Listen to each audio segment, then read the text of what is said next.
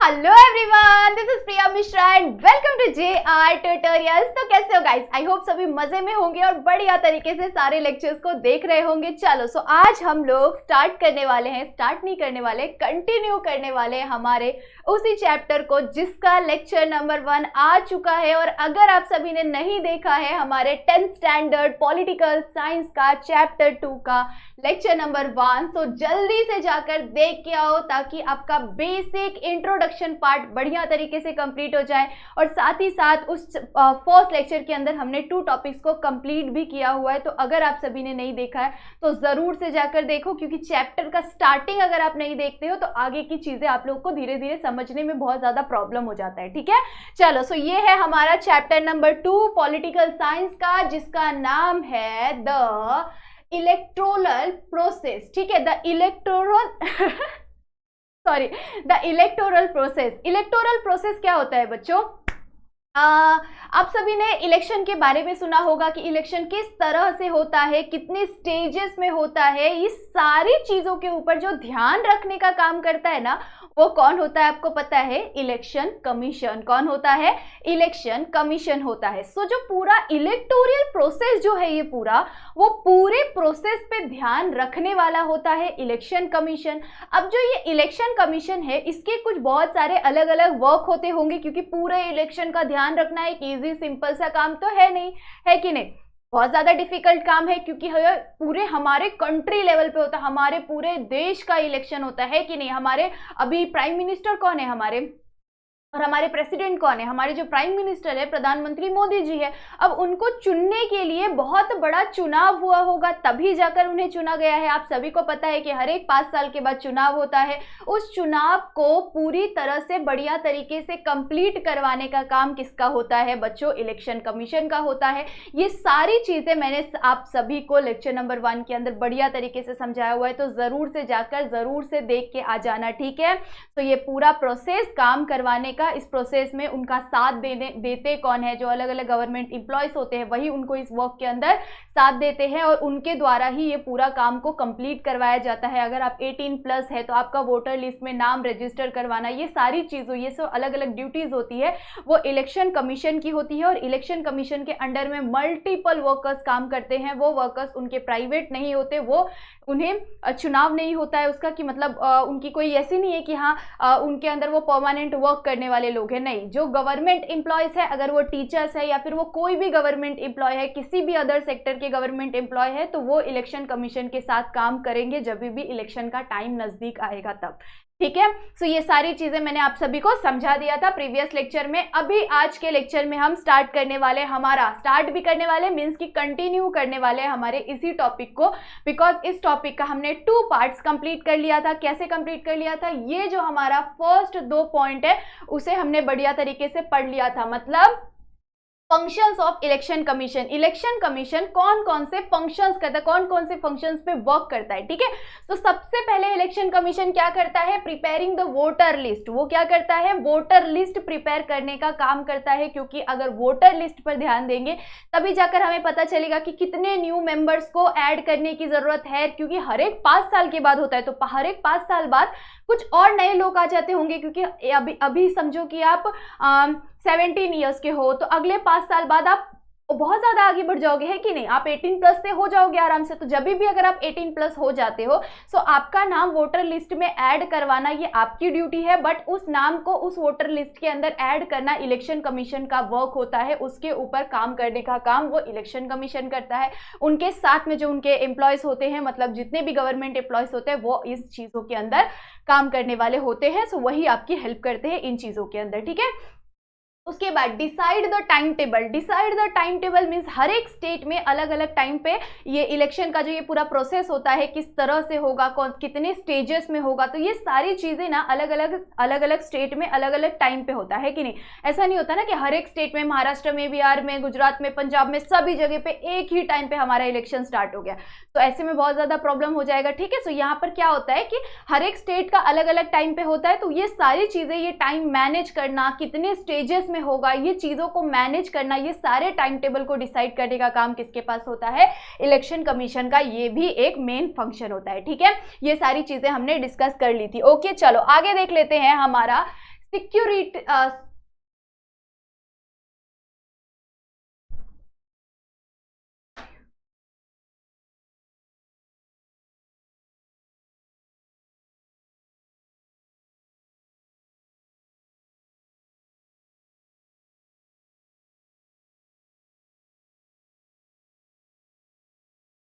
Okay, so third हमारा function क्या है, किसका फंक्शन, इलेक्शन कमीशन का थर्ड फंक्शन क्या है, scrutiny of the application of the candidate.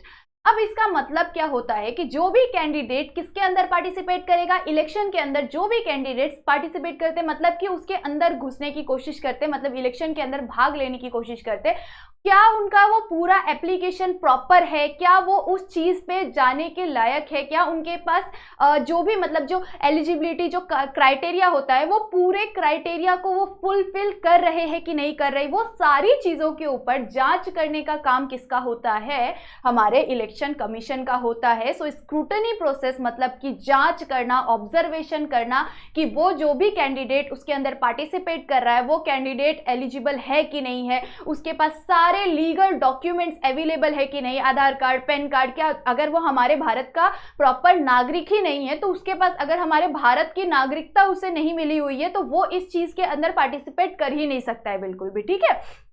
ये चीज आप लोगों को बचपन में जब भी आपका 6th 7th का ही लेक्चर रहता होगा ना, 6th 7th में ही आपको सिविक्स के अंदर ही ये चीजें मैंने बताई हुई है। अगर आपने पढ़ाई, आप सभी ने ऑफकोर्स पढ़ा होगा 6th 7th, बट कोरोना में भी बहुत सारे लोगों का टाइम पीरियड गया हुआ है, तो ये मतलब आप सभी को थोड़ा बहुत इस चीज के बारे में पता ही होगा, ठीक है। सो ये चीज ना एकदम कंपलसरी होता है कि आप भारत के नागरिक हो तभी ही जाकर, मतलब कि भारत की नागरिकता आपके पास होगी तभी जाकर आप क्या कर सकते हैं, हमारे यहाँ के इलेक्शंस में पार्टिसिपेट कर सकते हैं। कोई भी पॉलिटिकल चीजों में आप जब अगर यहाँ के नागरिक हो तो ही जाकर आप उसके अंदर घुस सकते हो, ठीक है। उसके साथ साथ आपके पास वो जो जितने भी लीगल डॉक्यूमेंट्स होते हैं, आधार कार्ड हो गया, पैन कार्ड हो गया, इससे रिलेटेड और भी बहुत सारी अलग अलग चीजें, वोटर आईडी में नाम होना आपका, वोटर आईडी कार्ड होना आपका, साथ ही साथ आप कम से कम यहाँ पर 3-4 बार आपने वोटिंग वगैरह आपने की हो, वोटिंग में खड़े हुए हो, उसके बाद साथ ही साथ आप 30+ हो, तो ये सारी जो चीजें होती है ना, 30 या फिर 25 एक एज होता है, मुझे प्रॉपर याद नहीं है, अगर आपको पता होगा तो आप मुझे कमेंट सेक्शन में जरूर से बता देना। तो एक प्रॉपर एज होता है, एज लिमिट होता है कि उसके बाद ही आप क्या कर सकते हैं, वोटिंग के अंदर खड़े हो सकते हैं। तो ये जो बड़ा सा जो क्या है हमारा एक क्राइटेरिया लिस्ट है, वो पूरे क्राइटेरिया लिस्ट को फुलफिल कर रहे हैं कि नहीं कर रहे, ये सारी चीजों के ऊपर ध्यान रखने का काम किसका होता है, इलेक्शन कमीशन का होता है। ओके, चलो आगे बढ़ जाते हैं। नेक्स्ट क्या है हमारा, give recognisation to political parties. Political parties को रिकॉग्नाइजेशन देना मतलब कि उन्हें मान्यता प्रदान करने का काम भी किसका होता है, इलेक्शन कमीशन का होता है। मान्यता प्रदान करना मीन्स की क्या, अब वो पार्टी इसके अंदर मतलब अगर वो सारी एलिजिबिलिटी क्राइटेरिया को जब चेकआउट कर लेंगे बढ़िया तरीके से, सब कुछ वो फुलफिल है, एकदम प्रॉपर है, तो ये चीज़ें जब प्रॉपर हो जाएगी तब जाकर वो क्या करेंगे, इस चीज़ को रिकॉग्नाइज करेंगे, उसे मान्यता देंगे कि हाँ ये पार्टी हमारे इलेक्शन में खड़े होने के लायक है, ये इनके पास जितने भी लीगल डॉक्यूमेंट्स है वो बढ़िया तरीके से सभी चीज़ें अवेलेबल है, और अब जाकर उसे हम क्या कर सकते हैं, रिकॉग्नाइज कर सकते हैं। सो ये जो राइट होता है ना, किसी भी पॉलिटिकल पार्टी को रिकॉग्नाइज करने का जो राइट होता है ना, वो किसके पास होता है, इलेक्शन कमीशन के पास होता है। वही फिक्स करता है कि कौन सी पॉलिटिकल पार्टी हमारे इलेक्शन में जाने के लिए लायक है कि नहीं। मतलब अगर जैसे सपोज कि आप में से कोई भी XYZ पर्सन है, डायरेक्टली जाएगा और बोल देगा कि हाँ भाई मुझे तो अभी इलेक्शन में खड़ा होना है, मेरे को तो भाई डायरेक्टली PM बनना है, मजा आएगा क्या आपको सुन के, हंसी आएगी ना, लगेगा ना कि हाँ बहुत बहुत बढ़िया जोक था, एकदम सुपर जोक था, हमें यहाँ पर इधर से ही तुम निकल जाओ, ठीक है। सो ये चीजें यहाँ पर क्या बताने की कोशिश कर रही है कि जब भी कोई भी पॉलिटिकल पार्टी है वो एक तो भी ऐसा वैलिड पॉलिटिकल पार्टी, जैसे हमने देखा है अभी बहुत सारी अलग अलग पॉलिटिकल पार्टीज आप सभी ने सुना ही होगा, बीजेपी, कांग्रेस, ये सब जितने भी अलग अलग पॉलिटिकल पार्टीज होती है उन सभी का एक बोलते हैं ना और एक ये होता है ना, सिंबल होता है, उन्हें अलॉट किया जाता है। तो ये जो सिंबल उन्हें अलॉट किया जाता है ना, वो भी किसके द्वारा अलॉट किया जाता है, इलेक्शन कमीशन द्वारा ही उसे कोई भी पॉलिटिकल पार्टी को ये जो सिंबल होता है वो भी अलॉट किया जाता है। तो समझो कि कितना ज्यादा इंपॉर्टेंट रोल प्ले कर रहा है कौन, इलेक्शन कमीशन बहुत ही ज्यादा इंपॉर्टेंट रोल प्ले करता है, ठीक है। सो जैसे अगर आप बीजेपी का एग्जाम्पल ले लो तो कमल है कि नहीं, उसके बाद अगर आप कांग्रेस का एग्जाम्पल ले लो तो हाथ की निशानी, ये जो चीजें है ना ये भी कौन करता है, ये रिकॉग्नाइज करने का काम कौन करता है, इलेक्शन कमीशन करता है। मान्यता, किसी भी पार्टी को मान्यता प्रदान करना कि हाँ अब ये इलेक्शन में खड़े होने के लायक है, चाहे वो इंडिविजुअल हो, चाहे वो किसी पॉलिटिकल पार्टी का कोई इंसान हो, ठीक है, कोई ग्रुप में आया हो या फिर कोई सिंगल पर्सन हो, वो इस चीज के अंदर जा सकते हैं और उसे मान्यता प्रदान कर दिया जाता है किसके द्वारा, इलेक्शन कमीशन द्वारा। तो ये सारे राइट्स किसके पास होते हैं, इलेक्शन कमीशन के पास होते हैं, ठीक है। चलो आगे देख लेते हैं, लास्ट क्या है हमारा, तो रिजॉल्व।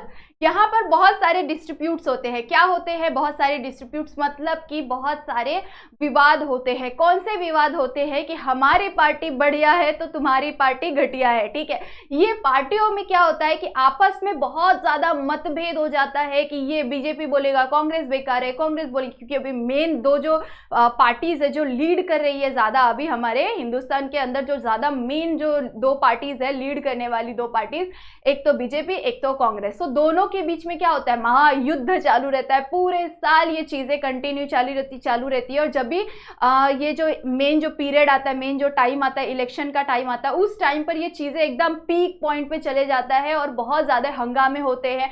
कोई भी पॉलिटिकल पार्टी के लोग किसी के भी ऊपर हमला करते हैं, कुछ भी चीजें होती है। तो ऐसे बहुत सारी अलग अलग चीजें होती है। कोई किसी का जो सपोर्टर रहता है, जैसे बीजेपी का सपोर्टर कांग्रेस के लिए बुरा भला बोलेंगे, कांग्रेस के सपोर्टर उनके लिए बोलेंगे। अब ये सब चीजों की वजह से बहुत बड़ा विवाद हो जाता है और इन विवादों को शांत करने का, इन्हें कंट्रोल करने का जो पूरा काम होता है वो किसका होता है, इलेक्शन कमीशन का होता है। कि कोई भी डिस्प्यूट ना हो, कोई भी विवाद ना हो, जो विवाद हो रहे हैं उसे रिसॉल्व करना, उसे इजीली शांत करके रखना और पूरे ये जो इलेक्शन का जो ये प्रोसेस है उसे शांति से कंप्लीट करवाने का पूरा काम किसका होता है, इलेक्शन कमीशन का है। ओके, तो ये 5 फंक्शंस बहुत ज्यादा इंपॉर्टेंट फंक्शंस है। आप सभी को एग्जाम में जो बोलते हैं ना आईएमपी क्वेश्चन, तो इसे आईएमपी मान के चलो और आपको ये मोस्ट इंपॉर्टेंट क्वेश्चन मान के चलना है, अभी से मान के चलना है, क्योंकि ये ज्यादातर आने के चांसेस होते हैं। सो इसे बस आपको क्या पढ़ना है, जो ये टॉपिक है, ये टॉपिक को अगर आपने पढ़ लिया, उसके अंदर के 1 या 2 पॉइंट को आप इजीली खुद से लिख सकते हैं। तो ऐसे 5 पॉइंट्स बस आपको याद करने हैं। इस पॉइंट के अंदर में आपको भर भर के बस ऐसे लिखो कि चलो उससे थोड़ा सा रिलेटेड हो, बस उतना कंप्लीट करना है आपको और अच्छे खासे आपको मार्क्स मिल सकते हैं, ठीक है। सो इस चीज को, इस क्वेश्चन को बढ़िया तरीके से प्रिपेयर कर लेना। ओके, चलो आगे देख लेते हैं। आगे एक और टॉपिक को हम लोग कंप्लीट करेंगे इस लेक्चर के अंदर एंड देन बाकी के जितने भी 3 टॉपिक बच जाएंगे उसे हम लोग नेक्स्ट लेक्चर के अंदर कंप्लीट कर देंगे। ओके, एंड देन हमारा चैप्टर फिनिश। ओके, चलो सो स्टार्ट करते हैं हमारा नेक्स्ट टॉपिक। यहाँ पर हमें क्या दिया हुआ है, process of election. Process of election क्या होता है बच्चों, अभी हमने देखा। आप बोलोगे यस मैम, हमको तो एकदम जरूर एकदम बढ़िया तरीके से पता है कि प्रोसेस क्या होता है। पहले बहुत सारे झगड़े होते हैं, बहुत सारे विवाद होते हैं, आपस में 2 पार्टीज लड़ती है, झगड़ती है, फिर हम जाकर वोट देते हैं, तब जाकर कोई जीत जाता है। कौन जीत जाता है, बार बार बीजेपी जीत जाती है और बार बार पचका हो जाता है, किसका हो जाता है, कांग्रेस का हो जाता है। तो ये चीजें बहुत सालों से कंटिन्यू चली आ रही है। सो ये चीजें क्या हो रही है, एक तरफ से क्या हमें दिखाने की कोशिश कर रहे हैं कि ये क्या है, ये एक इलेक्शन का प्रोसेस है जो कि हर बार की जाती है और हर बार क्या होता है, इस तरह से इलेक्शंस होते हैं, इलेक्शन द्वारा चुने जाते हैं। कोई पार्टी, जो पार्टी विन होती है, मतलब कि 100 में से 51% जिसके पास है वो पार्टी जीत जाती है और उसके बाद वो लीडर बन जाती है, वो लीड करती है और बाकी सब रोते बैठते हैं, ठीक है। चलो, तो यही इसी प्रोसेस को हमें लर्न करना है, इसी प्रोसेस को हमें समझना है। तो सबसे पहले क्या होता है, एस्टेब्लिशमेंट ऑफ द कॉन्स्टिट्यूशंस, ठीक है। जो हमारा जो नियम कानून होता है, जो भी मतलब हमारे कॉन्स्टिट्यूशन के अंदर ही सब कुछ, ये सारी जो मतलब चीजें बताई हुई है कि किस तरह से होने वाला है हमारा इलेक्शन का जो ये प्रोसेस है, ये बढ़िया तरीके से बताया हुआ है। किसके अंदर लिखा हुआ है, हमारे कॉन्स्टिट्यूशन के अंदर ये चीजें लिखी हुई है, ठीक है। तभी जाकर उन चीजों को फॉलो किया जाता है। हमारे जो इलेक्शन कमीशन है, इलेक्शन कमीशन किस तरह से वर्क करेगी, उनका जो पूरा जो वर्किंग जो प्रोसेस होता है, ये सारी चीजें हमारे कॉन्स्टिट्यूशन के अंदर बताई हुई है। तो सबसे पहला प्रोसेस क्या होता है, एस्टेब्लिशमेंट ऑफ कॉन्स्टिट्यूशन ओके चलो नेक्स्ट हमारा प्रोसेस क्या होता है, फाइनलाइजिंग वोटर लिस्ट। ठीक है, वोटर लिस्ट को फाइनलाइज करना मतलब कि फिक्स करना कि हाँ चलो इतने लोग इस बार वोटर लिस्ट में नाम ऐड करवा चुके हैं, इतने लोग अब वोट देने के लायक बन चुके हैं। ठीक है, सो वोटर लिस्ट को प्रिपेयर करवाना एक इंपॉर्टेंट रोल प्ले करता है पूरे वोटिंग प्रोसेस के अंदर। ओके चलो नेक्स्ट है हमारा नॉमिनेशन ऑफ कैंडिडेट। ठीक है, उसके बाद क्या होता है, कैंडिडेट्स का नॉमिनेशन होता है। ठीक है, 2-4 लोग उसके अंदर डालते हैं, फिर नॉमिनेशन होता है, तो ये जो एक प्रोसेस होता है। ठीक है, सो ये भी क्या है, हमारे एक प्रोसेस का इंपॉर्टेंट रोल प्ले करता है इस प्रोसेस के अंदर, इलेक्शन प्रोसेस के अंदर। ठीक है, उसके बाद नेक्स्ट 4th प्रोसेस क्या आ जाता है, इलेक्शन कैंपेन्स। उसके बाद क्या होता है, इलेक्शन के कैंपेन्स बिठाए जाते हैं, अलग अलग कैंपेन्स चलाए जाते हैं। ठीक है, उसके बाद आ जाता है हमारा 6th process, actual voting. Next process क्या है हमारा, एक्चुअल वोटिंग फिर स्टार्ट होता है। मतलब कि सबसे पहले क्या होता है, इस्टेब्लिशमेंट होता है, उसके बाद क्या होता है, फाइनलाइज करते हैं, वोटर लिस्ट को फाइनलाइज करते हैं, उसके बाद क्या करते हैं, नॉमिनेशन करते हैं, नॉमिनेशन के बाद कैंपेन्स चलाए जाते हैं। हाँ, कैंपेन्स चलाए जाते हैं, कैंपेन चलाने के बाद क्या होता है कि एक्चुअल वोटिंग को शुरू किया जाता है। और जब ये वोटिंग हो जाता है तब जाकर हमें क्या मिल जाता है, तब जाकर हम लोग उसकी काउंटिंग करते हैं, और काउंटिंग करने के बाद हमें क्या मिल जाता है, रिजल्ट मिल जाता है, रिजल्ट ऑफ अ इलेक्शन मिल जाता है, उस इलेक्शन का रिजल्ट मिल जाता है। और रिजल्ट मिलने के बाद हमें पता चलता है कि बीजेपी फिर से जीत गई। ये कंटिन्यू चलता आ रहा है। ठीक है, सो जब रिजल्ट मिल जाता है उसके बाद क्या शुरू होता है, डिस्प्यूट शुरू होता है, बहुत सारे विवाद होने शुरू होते हैं कि वो बुरे हैं तो वो बुरे हैं, ये हम अच्छे हैं, हमने ये किया है, हमने वो किया है, बट किसी ने कुछ नहीं किया है, सब लूट के खा रहे हैं कि नहीं।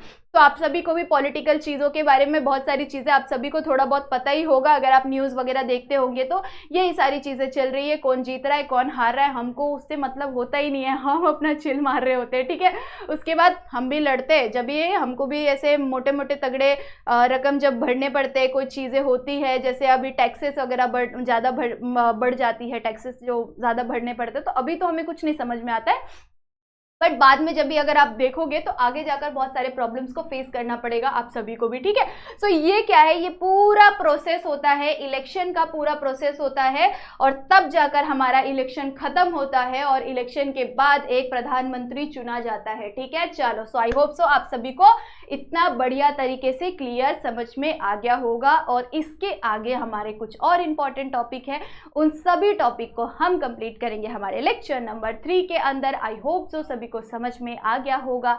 बस 5 फंक्शंस को पढ़ना है, 5 फंक्शन सबसे इंपॉर्टेंट क्वेश्चन है इस चैप्टर का, 5 फंक्शंस को कंप्लीट कर लो, इजीली लर्न हो जाएगा। उसके बाद आपको ये जो पूरा चार्ट है इसे लर्न कर लेना, इजीली लर्न हो जाएगा। क्यों लर्न हो जाएगा इजीली, क्योंकि आपको भी ये चीज़ें पता है कि किस तरह से क्या क्या होता है। ठीक है, ये चीज़ें आपने अपनी नॉर्मल लाइफ में देखा ही होगा, कभी ना कभी आपने न्यूज़ में सुना ही होगा, इसीलिए इसे याद करना बहुत ज़्यादा ईजी है। बस इसे थोड़ा सा पढ़ लो, थोड़ा सा याद कर लो, हो जाएगा। अगर आ गया एग्जाम में तो मस्त एकदम चक दे फट्टे हो जाएगा आप सभी का। ठीक है, चलो सो आई होप सो सबको क्लियर हो गया होगा। जाने से पहले वीडियो को लाइक जरूर से करना, और अगर चैनल पे न्यू हो तो सब्सक्राइब जरूर से करना, और सारे दोस्तों को शेयर करना बिल्कुल भी मत भूलना। ठीक है, चलो तब तक के लिए बाय बाय, मिलते हैं नेक्स्ट लेक्चर में।